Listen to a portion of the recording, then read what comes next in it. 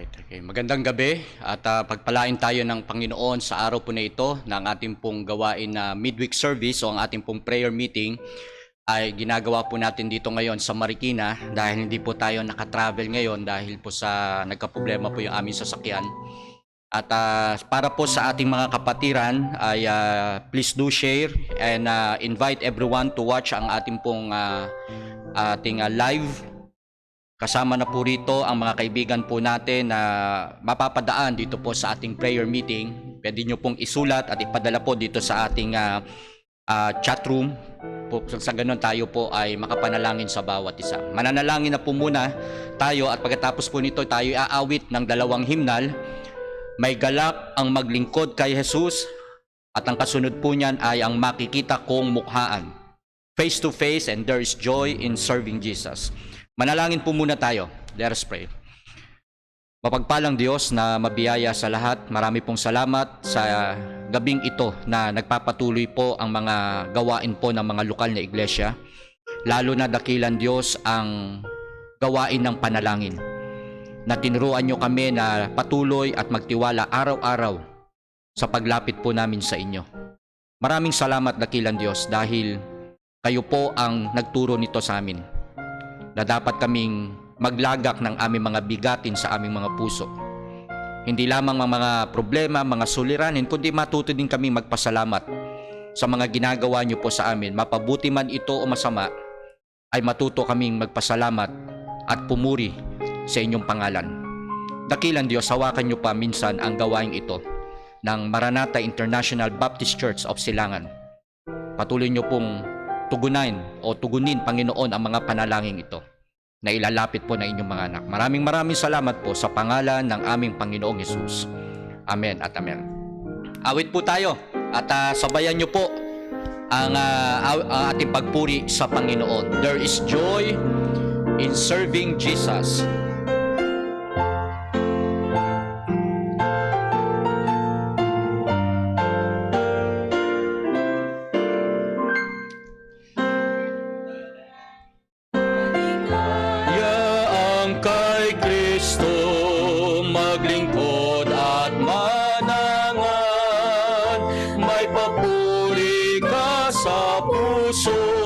Bawat oras at araw, may galak ang maglingkod kay Kristo, ang puso'y nagpupuri.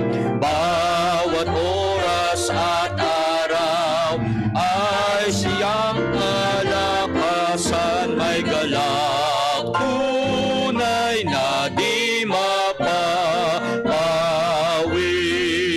Maligaya ang kay Kristo kahit sa karamdaman, kaluluwa'y napapaawit, awit ng kalangitan. May galak ang maglingkod kay Kristo, ang puso'y nagpupuri. Bawat oras at araw ay siyang kalakasan, may galak tunay na di mapapawi. Maligaya ang kay Kristo kahit na nag-iisa, si Jesus ang kaulaya, di ako Amen. Praise God. May galak ang maglingkod kay Kristo, ang puso'y nagpupuri. Bawat oras at araw ay siya ang kalakasan, may galak tunay na di mapapawi. May ligaya ang kay Kristo kahit sa kadiliman, dahil narito ang lihim, si Jesus ang siyang ilaw. May galak ang maglingkod kay Kristo, ang puso'y nagpupuri. Bawat oras at araw ay siya ang kalakasan, may galak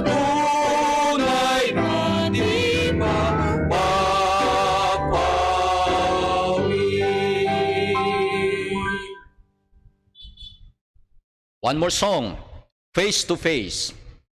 Makikita kong mukhaan.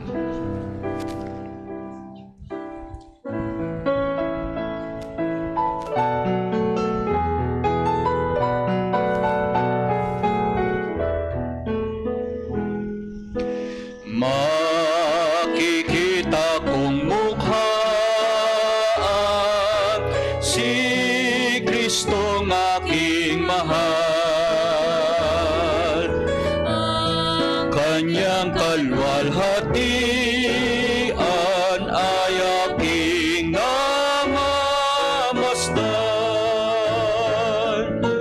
Makikita kong mukhaan, makikita kong tunay ang kanyang kalwalhatian doon sa kabilang buhay. Sa ngayoy di pa malinaw, natin siyang namamasdan. Ngunit darating ang araw, Makikita siyang tunay. Chorus. Makikita kong mukhaan, makikita kong tunay ang kanyang kalwalhatian doon sa kabilang buhay. Pangatlong stanza. Matinik man ang landasin, puso ko'y payapa rin. Dahil siya'y makakapiling sa wakas ng lakbayin. Makikita kong mukhaan, makikita kong tunay ang kanyang kalwalhatian doon sa kabilang buhay. Amen. Praise God. Alright, at yan po ay hanggang pang-apat na stanza. Pero kayo na po magtuloy ng mga awit na yan. Pero marami pa po tayong mga masasarap awitin na papuri sa Panginoon. Sa araw po na ito, sa oras po na ito, ngayon po ay August 30. At papasok na po tayo sa Bear Month. Kaya nga po, malapit na naman nating marinig ang mga Paskong awitin, mga Christmas song.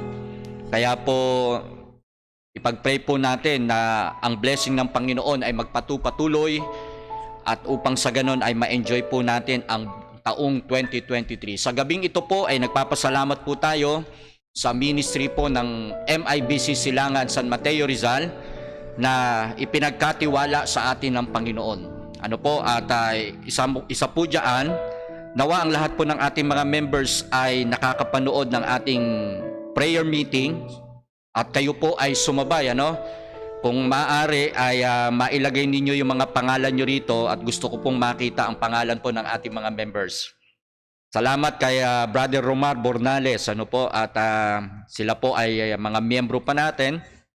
Maging kay kapatid na Daisy Dison, maraming salamat po at magandang gabi sa inyo. Maging ang Mami Carlota Belen, magandang nasa church ba sila? Okay. At maging ang Sister Alexis and Sister Irene, yan. Magandang gabi po sa inyong lahat. At ilagay nyo ang mga pangalan dyan para mabati ko po kayong lahat. Itong last Monday, August 28, nagpapasalamat po tayo at pumupuri tayo sa Panginoon dahil meron pong 21 souls ang sumunod sa tubig po ng bautismo. Ang 10 diyan ay mga kabataan at yung ang 10, ang 11 naman ay puro mga adult po natin. Kaya sa Sunday ay ire-recognize pa po natin sila sa church at magkakaroon na rin po tayo ng Lord's Table or banal na hapunan. Ito po ay dalawang tawag natin dyan, ang institution o ang dalawang ordinansa ng ating church, baptism and Lord's Table. Kaya po, aalalahanin po natin yan sa Sunday. Kaya lahat po ng ating mga miyembro, huwag po kayo magpapaliban at magkakaroon po tayo ng magandang gawain sa araw po na yan. Alright, so again, maging ang lapit natin sa panalangin, ang Belen family. Ito po ay pinsan ni Brother Wilson na pumanaw na po at kinuha na ng Panginoon. Ang pangalan po niya ay si Melwin Belen. Try po nating makabisita at makadalaw po dito sa Burol. Ito po ay isa sa mga tatay ng ating tinuturoang bata na si Regine. Kaya po, pag-pray po natin ang comfort ng Diyos sa Belen family. Kaya po, nung kami pauwi na, ang sabi diyan may konting saya, biglang napalitan po ng kalungkutan dahil sa kanilang pag-uwi ay meron po silang patay na uuwian doon sa silangan. Magandang gabi rin, sabi niya rito, Aldrin J. FPJ. Sino kaya to? Hi, Pastor, musta na po and miss you po. Yes, magandang gabi, Aldrin. At maging si BFF ng aking panganay, si Raisher Hashen Pereira. At kamusta na rin sa iyong mother, okay? Sa iyong nanay. Right? At baka may mga prayer request pa po tayo. Itong darating po na September 12 to 14, ipag-pray po ninyo ang inyong lingkod, ang Pastor Mike, kasama po ng mga ilang kapastoran na magta-travel po going to Bicol. 3 araw po kaming mag-stay dyan at magkakaroon po kami ng conference or fellowship na tinatawag pong Jubilee sa lugar po ng Pastor Let Naba. At tayo po ay naimbitahan kasama po ng ilang nating mga kapatiran, mga kapastoran na babiyahe po. 11 pa lamang po, September 11 pa lamang po ay magta-travel na po kami. Alright, sabi niya rito, Aldrin Fernando po. To, kamag-anak ni Norvi Fernando. Okay, Brother Aldrin, okay. Kamusta, anak? Norvi Fernando. Kung di ako nagkakamali, ito yung nagkaroon yata ng tindahan Okay? Estudyante natin to sa Blessed Hope. Aldrin, magpakita ka sa akin at gusto kitang makita kasama ng iyong may bahay. At ang huli natin pagkikita ay magse-set up kayo ng business ng iyong asawa at yung tindahan. At balitaan mo ko. Ang sabi po ni Mami Carlota, si Darian Morris ay kasama rin natin at si Enrico Belen III. Magandang gabi po. Yan, at kasama ni Mami Carlota. At kasama rin ang bagong baptized na si Sister Lynn Hapitana, ang isa sa mga nagluto po ng ating masarap na pagkain noong Monday. At purihin ng Panginoon, may mga nanay tayong masasarap magluto at willing maglingkod sa Panginoon. Hindi pa sila members pero yung kanyang anak ay isa po sa mga bunga ng ating free tutorial during summer. At ang pamilya pong ito ay purihin ng Panginoon, sumunod sila sa tubig ng bautismo. Alright? So, yan po. Isama rin po natin sa panalangin ang ministry po ng ating church. Isa na po rito ang Hardin ng Panalangin. So, ang Preacher Lester and Ma'am Sheila po ay kasama po natin sa mga layout na ginagawa ng ating Hardin ng Panalangin. At kasama po dyan ang Preacher Gary and Sister Dan na nasa Amerika. At ipag-pray po natin yung kanila pong patuloy na pagbiministeryo sa atin. Ang Tuesday po ay hinahawakan po ng Preacher Lester and Ma'am Sheila. At ang Thursday naman po ay ang Preacher Gary and Sister Dan na nasa Amerika naman po sila. And then ang Brother Sam, ang aking pong panganay, kapag okay po yung kanyang schedule at wala pong pag-aaral na ginagawa, ay siya po ay makakasama natin sa Hardin ng Panalangin. Alright? Ano pa po dito sa ating prayer request? Sama po natin sa panalangin maging ang music ministry. Ano po ang ating mga choir, ang ating pong mga soloista, ang bawat na itatayo para po umawit sa pulpito. Kasama na po dyan ang ating kids choir na pinangungunahan din ng Ma'am Sheila.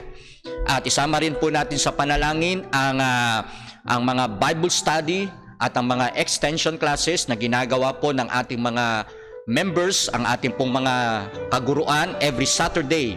Yan po ay sila Mami Carlota, Mami Irene, Sister Alexis. Sino ba yung mga kasama natin dyan, Mami?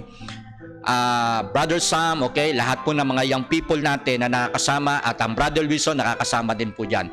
And then, sama rin po natin sa panalangin ang mga instrumentalist po natin. Ang pagtuturo po ng mga gitar, okay? Yung guitarist po natin na hinahawakan po ng Preacher Lester at Sister Milka. Kasama na rin po dito ang pagtuturo po ng ukulele, ano?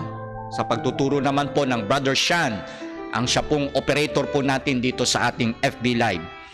Sama rin po natin sa panalangin maging ang church ministry po natin na yung ating pong building.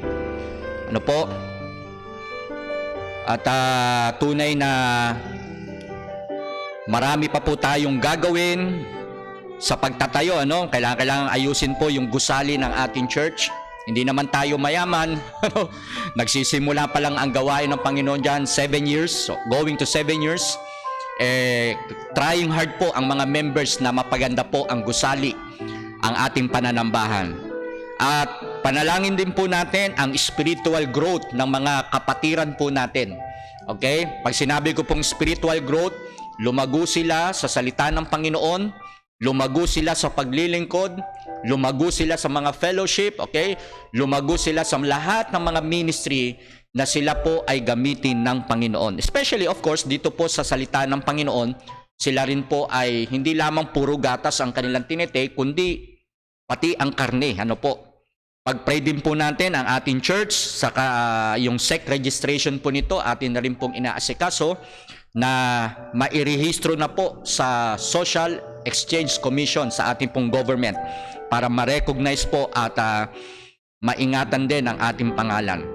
Again, ano pa ba rito? Piano, ukulele, at yung ating violin pala. Yes, so po. Pag-pray po natin yan. And then, this coming November, ay pag-pray po natin ang nalalapit po na anniversary ng MIBC Silangan. Ito po ay itinapat natin ang last week of November para nang sa ganon ay makapagkaroon pa tayo ng mahaba-habang preparasyon. Kasabay na rin po nito ay ang ating organization. Ano po? Ang pag-organize po ng ating church. For 7 years, ito po ay tumatakbong bilang misyon, and this time, pag-pray na po natin ang pag-organize nito. Alright, so pag-pray din po natin ang mga bagong bautismo. Ano? At sila po ay lumago sa Panginoon. Ang madali dito magpabautismo, okay? Yung makakilala sila sa Panginoon, pero ang kasunod po niyan yung pagdidisipulo sa kanila, yung pag-aalaga sa kanila. Maraming gagawin ng dyablo para sila po ay hadlangan, okay? Hinaan ng loob, huwag magpatuloy, pero ang panalangin natin, sila po ay lumakas. Alright, so yan lamang po ang ating mga panalangin, ang ating pong mga prayer requests. Baka meron pa tayong di nababati rito. Idag, o asintong Edag Asehe. Okay? Galing kay Mami Carlota to. Alright, so yes. Kaya lang, ang hirap ko na lang ito. Idag Ase. Yan. Sino kaya ito? So, Jessa. Si Jessa. Okay. Si Mami Jessa pala to. Okay, so alright. This time, bago tayo tumungo po sa ating mga programa, ay bago ang salita ng Panginoon, tayo po ay makakarinig ng salita o ang awit, awit pala, awit ng Panginoon mula kay Sister Joyce.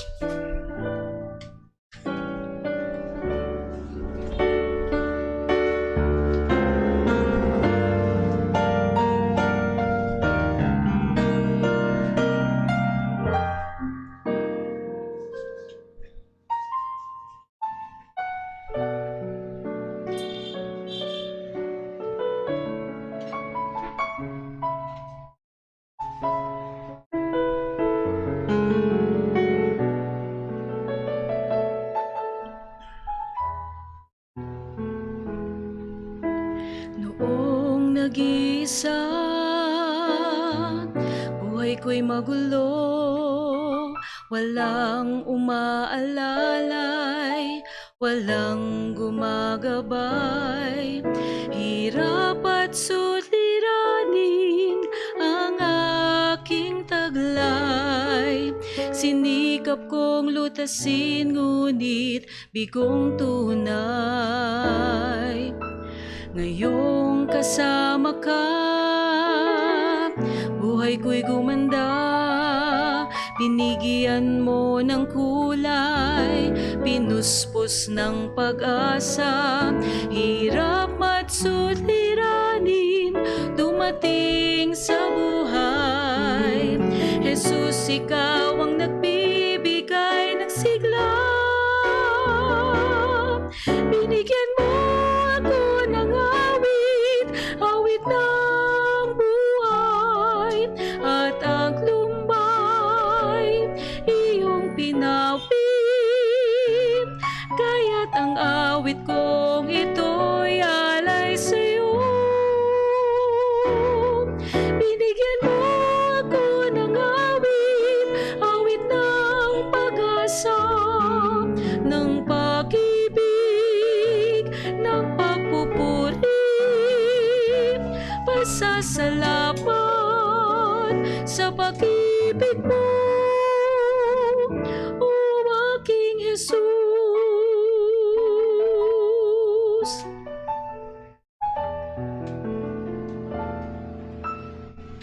Puso ko'y masaya,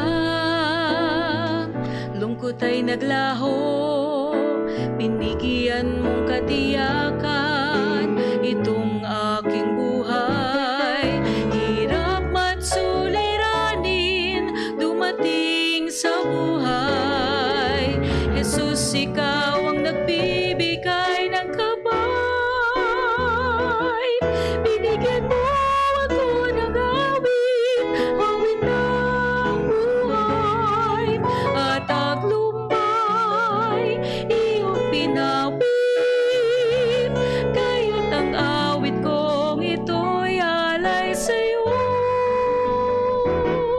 Binigyan mo ako ng awit, awit ng pag-asa, ng pag-ibig, ng pagpupuri, pasasalamat sa pag-ibig mo, o aking Jesus.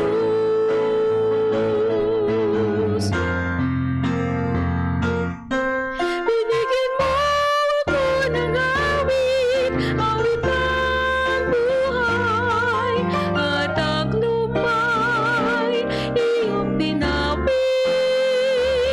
Kaya't ang awit kong ito'y alay sa'yo. Binigyan mo ako ng awit, awit ng pag-asa, ng pag-ibig, ng pagpupuri, pasasalamat sa pag-ibig mo, o aking Jesus.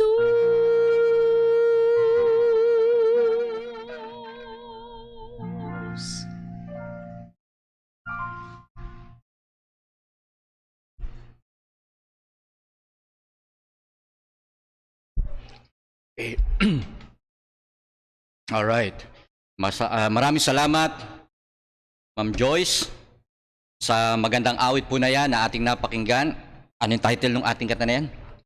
Binigyan mo ako ng awit. Isama po natin sa panalangin ang isa po sa mga nabautismuhan po natin, yung kanya pong binabantayan po sa labor. Bata pa ito at siya po ay nag-undergo ng dialysis.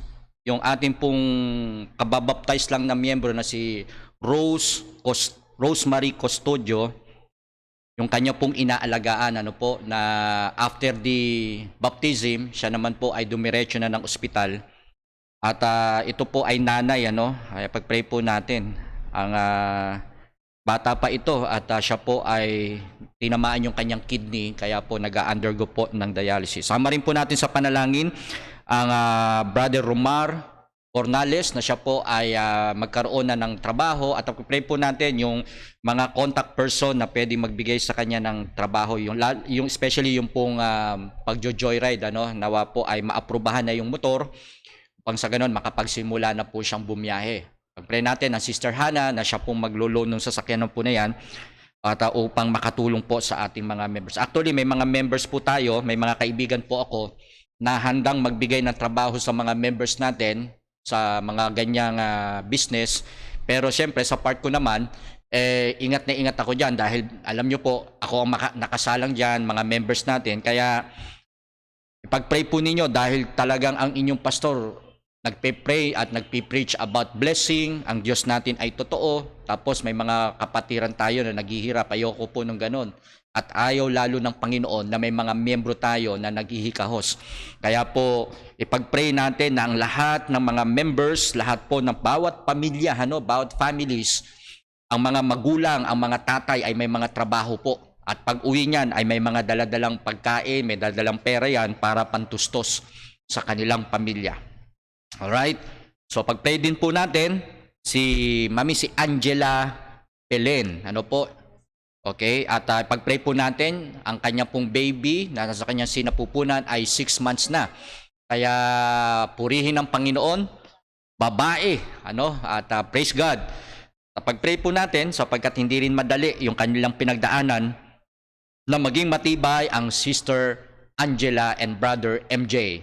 At iyan po ay mga ipinagpe-pray natin na maging matibay at maging matatag sa mga pagsubok na kanilang pinagdadaanan. Alam nyo po, kahit na may mga dagok sa buhay natin, pag andyan ng pastor, andyan ng church, andyan ng miyembro, na sa kabila ng mga nangyari ay andyan, mga kapatid, yung taong lugmok, lumalakas sapagkat hindi lang siya ang nag-iisa, baga hindi niya dala-dala yung problema na nag-iisa, kundi merong mga kapatiran na nagmamahal sa kanila, may mga kapatiran nagpe-pray sa kanila, kaya yung taong lugmok na yan at bigo, siya po ay napapalakas.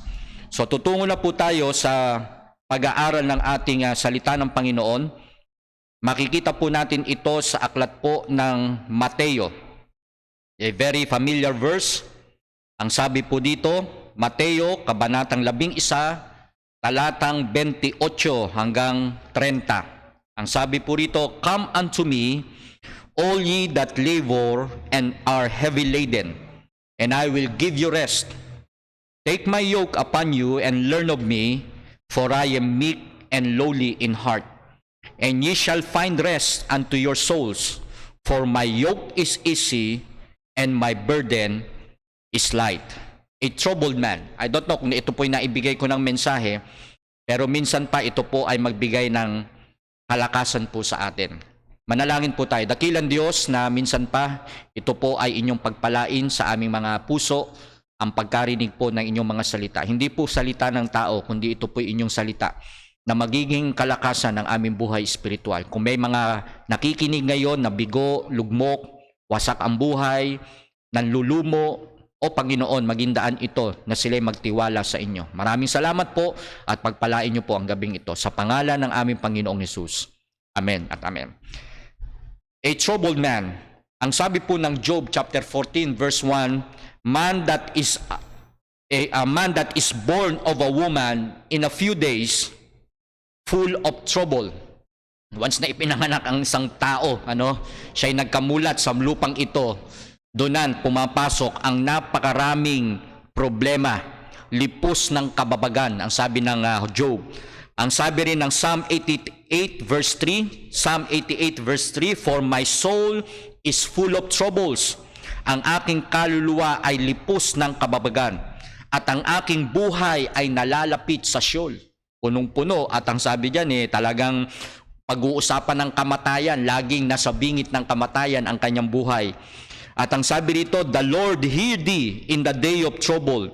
The name of the God of Jacob defend thee." Pero ang Panginoon, kahit na may problema tayo, naririnig po tayo ng Diyos. Kaya nga po ang sabi ng Panginoon, "If any of you lack wisdom, let him ask of God that giveth to all men liberally." Bakit nagkakaroon ng trouble? Bakit nagkakaroon ng problema? Sapagkat marami sa problema parang walang solusyon. Hindi alam ang gagawin, hindi alam desisyon kung paano papasok, paano lalabas, ano? Yan po ang tao ngayon. Pero ang sabi ng Panginoon, humingi tayo ng karunungan na ang sino man sa inyo ang humingi sa Diyos na nagbibigay ng sagana sa lahat at hindi nanunumbat. So pagka may problema, may mga bagay na hindi natin alam, wala tayong kaalaman, pagdating sa mga legalidad, sa mga legalities, pagdating sa mga domestic health, mga kapatid, may mga malalapitan po tayo. Kaya nga po dito sabi, lumapit tayo sa Panginoon ng may karunungan. Isa po sa mga rason na ang tao ay gumagawa ng maling desisyon kapag siya po ay troubled, mga kapatid, hindi po siya humihingi ng input sa ibang tao. That is a sign na gumagawa tayo ng maling desisyon. Mga kapatid, maganda na kapag tayo ay dumadaan sa mga desisyon para hindi po tayo magkamali, magtanong po tayo. Don't avoid the inputs ng mga taong dumanas ng matitinding problema. May karanasan po sila doon eh. Kaya itong may mga nakaranas ng karanasan, mga kapatid, kaya nilang magbigay. Lalo pagdating sa mga professional advice, pagdating sa mga legal advice. Kung ikaw ay naghahanap ng attorney, lumapit ka sa attorney. Pagdating sa kalusugan, sa medical, lumapit ka sa doktor. Okay? May mga dapat tamang lapitan. Pagdating sa mga salita ng Panginoon, sa spiritual, sino lalapitan mo? Okay? Baka kung sino-sinong mga pastor, sino-sinong mga reliyon ang lalapitan mo. At baka kung ano-ano pang Diyos ang nilalapitan natin. Mga kapatid, isa lang ang lalapitan natin, ang ating Panginoon, pero nagbigay ang Diyos ng pastor na siyang mag-a-advise po sa atin. So, lumapit po tayo sa tamang tao at wag po nating iwasan ang mga input na ibibigay po sa atin. To avoid bad decision, let us consider the Word of God. Ang salita po ng Panginoon ay punong-puno po ng pangako. At ito po ay magbibigay sa atin ng tamang direksyon, tamang pananaw, tamang pag-iisip kung ano po ang ating gagawin. You don't pray for God's leading. Isa po yan sa problema ng taong mayroong bad decision. Hindi rin siya nagpe-pray ng tamang leading ng Panginoon. Ano ang kanyang nagiging basihan? Ang kanyang emosyon. Okay? Mga kapatid, kaya may prayer meeting eh. Kaya may hardin ng panalangin. Mayroong intercession, may namamagitan sa atin. At ang namamagitan po sa atin, walang iba kundi ang Panginoong Hesukristo. Ang ginagawa po natin, katulad ng ganitong programa, ng mga panalangin po natin sa online ministries para itulak ang tao. O wala kang magagawa dyan, mag-pray ka. Okay, walang solusyon, manalangin ka. So mga kapatid, isa sa mga bad decision is that we don't ask in prayer for God's leading. Mahalaga po ito, lalo na ako bilang pastor. May pamilya ako, okay? Iba-iba ang kanilang needs, iba-iba ang approach ng kanilang problema. Meron pang church. Sa church natin, composed of families. And that family is composed of individuals. Mga kapatid, kung meron tayong miyembro na 100, 50 members, mga kapatid, lahat yan kailangan ng leading ng Panginoon. And that is true prayer. Isa sa nagiging bad decision ng isang tao, he don't admit na kailangan niya ng tulong. Pag hindi niya ina-admit na kailangan niya ng tulong, kumbaga kailangan niya na ng help eh. Nalulunod na siya mga kapatid, naiinom niya na yung tubig eh. Kumbaga sa nasa kumunoy na siya eh. Aba mga kapatid, ayaw pang humingi ng tulong. Kasi baka masagasaan yung pride niya, baka pagtawanan siya. Mga kapatid, isa sa bad decision is that you don't admit that you need help. Mga kapatid, hindi kaduwagan yon. Hindi kawalan ng pagkatao na humingi ka ng tulong. Manapa, inaamin mo, limitado ka, at kinakailangan mo ng tulong. Mga kapatid, you don't or you overthink every little thing. Masyado ka namang nag-iisip sa mga bagay na maliit. Okay? Anong ibig sabihin yan? Kung ang problema pagkain, Mga kapatid, ang solusyon yan, magtrabaho ka lang eh. Okay?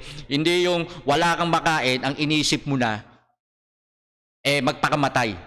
Wala kang pambayad ng kuryente, okay? Wala kang pambaon.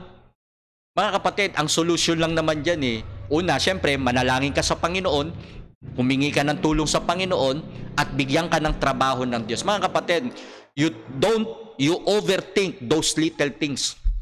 Huwag mong palakihin, huwag kang mag-isip ng mga bagay na masyadong malaki, na ang decision lang naman ganun kaliit. Alright? So kung gutom ka, simple lang, magtrabaho ka. Okay? At kung minsan kasi mga kapatid, ang problema na nasa sa atin na rin talaga eh. Kumbaga, tayo na rin naman ang nag-handle niyan. Nasa pananaw natin kung paano po natin to hinahawakan. There are times na nagiging bad decision, you shy away from leadership roles. Anong ibig sabihin po nito? Yung bang ikinahihiya mo, kailangan mong gawin. Okay? Tapos hindi mo itutulong yung ikahihiya mo, mga kapatid, may naapektuhan eh. Anong ibig sabihin nito, mga kapatid? Yung bang wag kang mahiya, ikaw nga ang inaasahan eh. Tapos mahihiya ka pa. Yung bang inilagay ka doon sa posisyon na pwede kang naman makatulong, pero parang ipagdadamot mo. Wag pong ganon. Lalo kung may kakayahan ka naman, kaya mo namang magbigay. Kahit magbigay ka, alam mo naman magkakaroon ka pa rin. Katulad namin dito sa bahay. Kahit magbigay kami, kahit iyon na lang ang last, mga kapatid, alam namin, God will provide pa rin. Halimbawa, nitong last Monday, okay, nag-prepare tayo ng ilang kilo yun, 5 kilong manok. Mga kapatid, naubos yung kulang. Alright, hindi pa umaalis yung mga anak namin. Susunduin pa lang nila Preacher Lester. Meron pang 2 o 3 buong manok sa rep. Iyon ay pagkain namin itong week na ito. Pwede namin sabihin na, hindi, sige, pagkasyahin na lang yan 5 kilong, yung 5 buong manok na yan, at pagkasyahin na lang doon sa 50 person na nagsiswimming at ibabaptize. Mga kapatid, hindi yun ang decision namin. Kuhain yung pagkain sa rep, idagdag doon sa baptism, sa mga babaptize, sa mga mag-e-enjoy sa swimming, at kung wala mang pagkain, mga kapatid, ang mentalidad namin, the Lord will always provide. Bakit? Kasi leader kami. Okay? We don't shy our leadership role to give to others. Bakit? Kasi ako yung napagkatiwalaan eh. Paano nga kung halimbawang kinapos, ano? Anong gagawin ko? Di bibili rin ako doon. So, para maiwasan yan, yung wisdom na may pagkain naman sa rep, okay, kuhain na yan, ayun, dinala nila mga kapatid. At ang sabi nung isa sa mga mga magulang doon sa baptism, Pastor, bakit ganitong ang ating anong tawag na? Outreach, ang ating outing? Maliban sa swimming, puro kain. Mga kapatid, iyon ang blessing doon. Okay? Minsan, there's always a bad decision when we always settling for less and not for the best. Yung bang, okay na yan. Kahit meron pang igaganda. That is a bad decision na pwede mo naman i-improve, pero okay na yan. Mga kapatid, hindi po ganon pagdating sa paglilingkod. At minsan, nagiging bad decision when we don't share the same values. Yung bang input mo, kinakailangan ng another input para mas mapaganda pa. Yung bang pagbibigay halaga para sa ikagaganda. Mga kapatid, bad decision yan na kapag ikaw naman ay professional, may kakayahan ka, merong kang wisdom, talagang merong ibinigay na gift sa iyo ang Panginoon, tapos hindi mo ito i-share, mga kapatid, that's a bad decision na hindi mo ito ipagamit at ibigay para sa Panginoon. Lalo kapag ito po ay sa church, sa gawain ng Panginoon. At nagpapasalamat tayo na kapag ka merong need ang inyong pastor, may mga malalapitan akong tao na pwedeng tumulong po sa atin. Tumulong sa akin, sa family, merong tumulong sa church. Mga kapatid, minsan nga, nakikita ko naman ang kakayahan ng church na hindi kaya eh. Kapos ito. Parang hindi kakayanin. Pero, gagawa ang Panginoon ng paraan para may gamitin siya. So we commit, we share the same value for the cause of the church and others. At isa po sa making a bad decision when we are not transparent, yung bang hindi po natin sinasabi yung katotohanan. Yung bang merong sugar coat na dapat alam ng tao pero itinatago po natin. Na dapat mabigyan ng decision kaagad, kaya hindi nabibigyan ng tamang decision kasi hindi talaga nailahad ng tama lahat. So mga kapatid, these are the cause of trouble ng tao. Okay? Kaya po, ang sabi ng Biblia, humingi tayo ng karunungan. Humingi tayo ng paglapit sa atin sa Panginoon na siya lamang po ang makakatulong po sa atin. Kaya po, ang ating advice dito, humingi po tayo. Ask for the right path. Ask for the right wisdom. Saan po natin hihingin? Sa Panginoon. At ang Panginoon naman tutugon, magbibigay siya ng mga sirkumstansya sa buhay natin, magbibigay ang Diyos ng tamang tao sa atin when we ask and pray for the right path and wisdom. Mga kapatid, manalangin po tayo, napakahalaga po niyan. Pangatlo o pangalawa is let us try to avoid the wrong path or wisdom of men. Anong ibig sabihin? Hindi puro tao. Yes, gagamit ang Diyos ng tao kung ito'y kanyang kalooban at ibinigay ng Panginoon sa atin. Kumbaga parang ilalabas mo ang Diyos sa mga decision mo. Huwag pong ganon. Tandaan po natin, may gagamiting pagkakataon ang Diyos sa buhay natin para lumapit tayo sa Kanya at ang Diyos naman ang magbibigay ng tamang kasagutan. So mga kapatid, ask the right path. Avoid the wrong path. At ang pinakamahalaga po sa lahat, let us abide in the right direction of God. Huwag tayong umalis. Kapag may problema, kapag may pinagdaanan po tayo, huwag po tayong umalis sa nagbibigay ng katugunan sa buhay po natin. Lalong-lalo na po ang ating Panginoon Jesus. Siya po lamang ang tanging magiging daan para lahat ng troubles na ito. Pag sinabi po kasi trouble, mga kapatid, ano ito talagang bagabag ka, hindi ka mapakali, hina-high blood ka, na-stress ka, hindi ka makatulog. Kumbaga, yan na ang tumatakbo sa puso mo. Hindi na nagkaroon ng kapayapaan, mga kapatid. Alam nyo, isa sa mga nakakalungkot sa buhay ng isang tao, hindi niya nare-realize na hanggang kailan kaya matatapos ang problemang ito. Hindi niya nare-realize na ang Diyos lang pala ang katugunan sa lahat ng problema. Hindi pera, hindi kayamanan, hindi kaibigan. Ang tanging magiging solusyon sa lahat ng trouble na ito ay walang iba kundi ang Panginoon. Ang sabi ng Diyos, come unto me. Diba? Yan po yung binasa po nating verse. All ye that labor and are heavy laden, and I will give you rest. Mga kapatid, itong rest na ito, ang sarap kaya matulog ng wala ka nang iniisip, ang sarap kaya matulog ng mahimbing, na pagdilat ng mga mata mo ay okay ang lahat. Ang katumbas na lang ng gagawin natin ay magtrabaho, magtiwala sa Panginoon, maglingkod sa Panginoon, ibigay ang para sa Panginoon. Mga kapatid, kaya minsan ang buhay ng tao punong-puno ng problema kasi siya talaga ang nagdadali. Hindi siya nagtitiwala na ipagkaloob ito sa Panginoon. Ngayon, kung ito'y binigay mo na, mapanatag ka na. Okay? Kumbaga, hayaan mo na ang Diyos na gumawa ang lahat. Kung may pagluha sa gabi, kung merong hindi pagtulog sa gabi, merong hindi pagpapatawad, mga kapatid, ibigay natin yan sa Panginoon. Uubusin ang lakas natin yan, uubusin ang panahon natin yan ng mga bagabag po na yan. Kaya po, ang sabi ng Diyos, take my yoke upon you and learn of me. Paano tayo matututo? Makinig tayo ng salita ng Panginoon. Matuto tayong sumandal sa Kanya.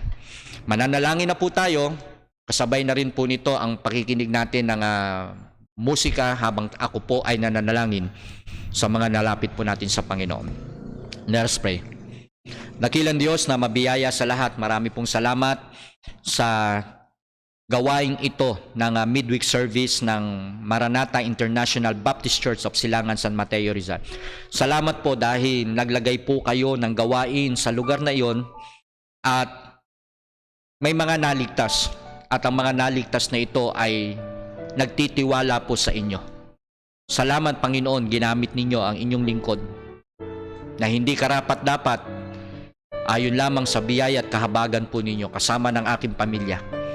Panginoon, sa gabing ito ay inlalapit po namin ang 21 na souls na sumunod sa tubig ng bautismo.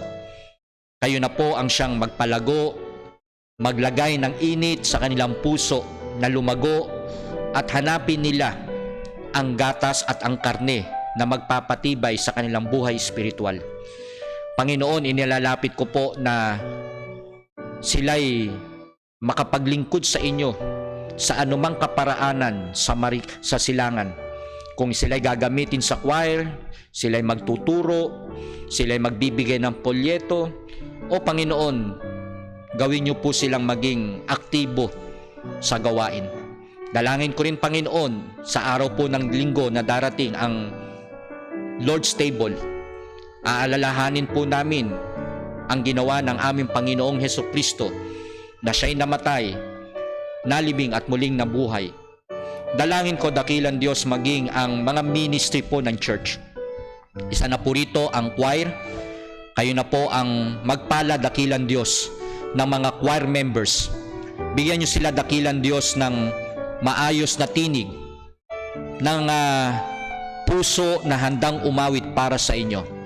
Dalangin ko dakilang Diyos na bagamat hindi kami ganun kahuhusay, kagagaling, o Panginoon, magtiyaga ang mga choir members na matuto ng mga makalangit na awit.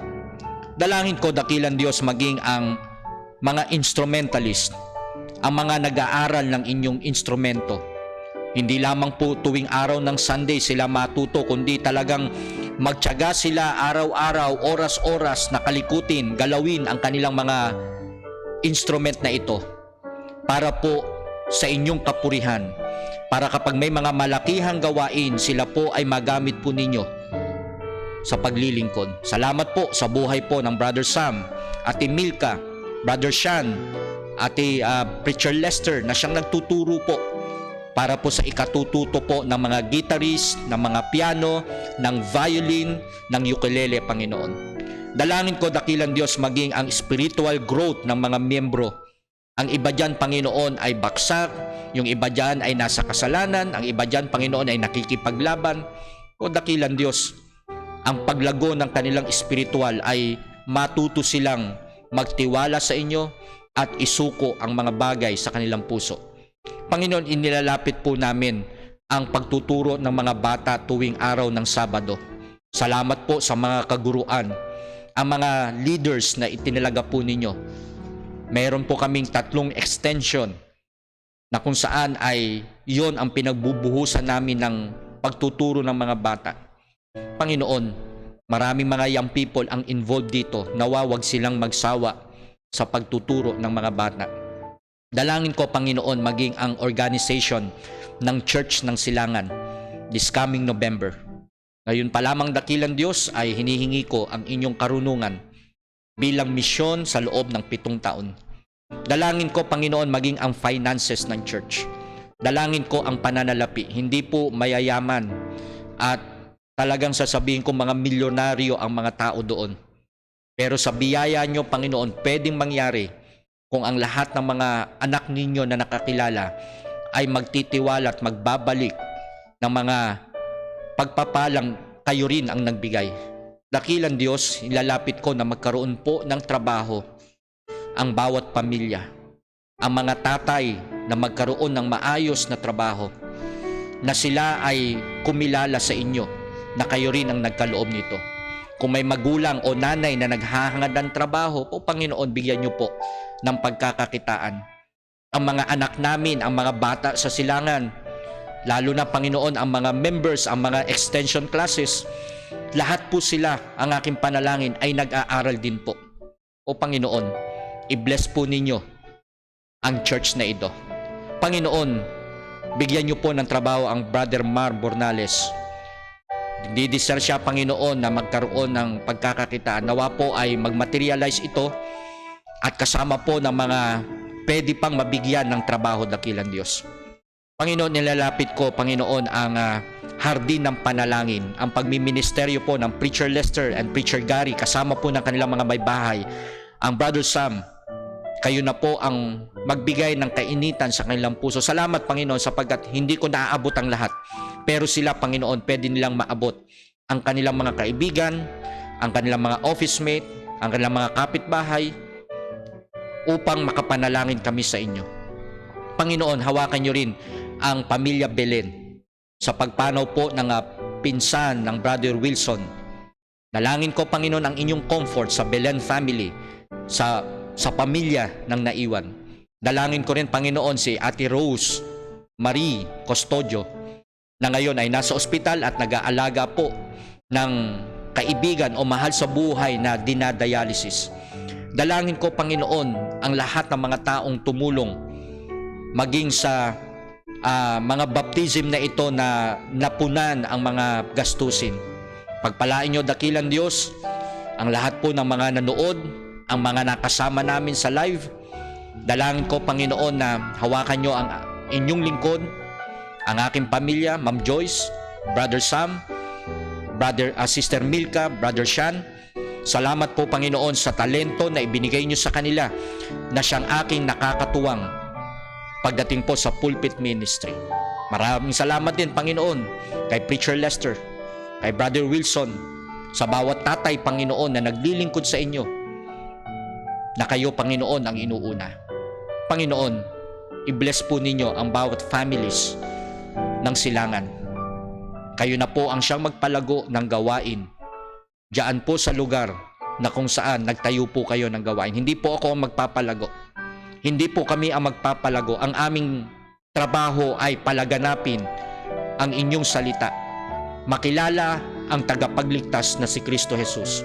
Makilala na merong pag-asa at ito'y makikita sa aming Panginoong Jesus. O Panginoon, maraming salamat po. I-bless po ninyo maging ang mga offering na aming malilikom at gamiting patuloy sa inyong gawain. Maraming salamat po at pagpalain nyo ang bawat isa sa pangalan ng aming Panginoong Jesus. Everybody say, Amen at Amen. Alright. Okay, so magandang gabi po sa inyong lahat at tunay na nagpapasalamat tayo sa Diyos. Pag-pray po natin sapagkat katatapos lamang palabas na yung bagyo, si Goring, mas matindi yung bagyong papalapit po. Hana ang pangalan.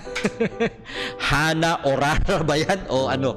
Hindi, yan po ay ibinigay na pangalan ng ating pag-asa. Kaya po mag-ingat po tayo at patuloy po nating enjoy ang week na ito. Ang ating pong church ay may prayer meeting tayo. Pag-pray nyo po na kami po ay talagang magkaroon ng sasakyan na apektado talagang aming pag-akyat. Hindi naman po madali dahil 5 po kami nagta-travel. Kaya po sana magkaroon na po tayo ng sasakyan. Alright, magandang gabi uli, Brother Romar Bornales. Kung hindi magmamaterialize this week, yes, pwede ka nang bumiyahe papuntang Maragondon. Kamusta kay Sister Agnes? Sister Agnes, nasan ka? Hindi kita nakita dito sa pangalan, okay? Ang kapatid na Daisy Dison, maraming salamat po sa inyong pagsama. Mami Carlota, kamusta kay Brother Wilson, sa inyong mga anak? At watching din with Sister Alexis and Sister Irene. Okay? Kay Raisher Pereira, ang ating, ano ba yung course na kanyang tinatapos? Ang ating petroleum engineer. Ano po? At pagpalain ka ng Panginoon, Raisher. At mamaya magkita tayo, magbabasketball tayo. Si Aldrin JFPJ, okay? Magkita tayo, ha, anak? At gusto kitang makita. Nanay Elvie Ribas, magandang gabi sa inyong lahat. Pagpalain kayo ng Panginoon. Alright, si Darian Morris at Erico Belen, magandang gabi. At kayo ay isinulat ni Mami Carlota. Good evening, Ma'am Joyce. Good evening po sa lahat. Ate Lynn Hapitana, magandang gabi po sa inyo at salamat sa inyong pagluluto. Kay Jessa, okay? Ano bang pangalan niya? Jessa, ano ba apelyido niya? No, sa Sunday, gusto ko malaman lahat ng apelyido ninyo. No? Ang mga nanay natin na nasumunod sa tubig ng bautismo. Mami Baby Bilyamiel, magandang gabi po sa inyo. At pagpalain kayo ng Panginoon. At Sister Alexis Salazar, o nga pala, naalala ko si Eliza. Kamusta na ang kanyang mata? At nawa ay, ewan ko, alam ko, nakaligo din siya, no? At purihin ng Panginoon at ikaw ay magpagaling. Alright, kailan po tayo magkikita mga kapatid? Magkita tayo this coming Saturday. Magpapatuloy tayo sa pagbibigay ng mga polyeto. Magturo tayo ng mga bata. At marami pang mga kaluluwa ang mailapit sa Panginoon. Again, ito po ang inyong lingkod, Pastor Mike Digan, on behalf of my family. Maraming salamat po sa inyo mga kapatid. Kahit nag-online tayo magbigay pa rin kayo sa Panginoon. Huwag niyong kalilimutan yan at magtulong-tulong po tayo pagdating sa ating finances. Gusto ko nang mapaayos ang church, gusto ko nang mapaganda ang church natin. Para na sa ganun, pag nag-invite kayo, hindi nakakahiya na tagpi-tagpi yung ating church. At pag-pray natin na sana ay tumulong din naman yung ating may mga kaya pagdating sa kabuhayan, ano? Na ang church ay hindi lamang mga miyembro kundi talagang gamitin ng Panginoon ang mga community natin para mapaganda pa yung ating lugar. Alright? Again, magandang gabi po sa inyong lahat. Pagpalain tayo ng Panginoon and God bless you.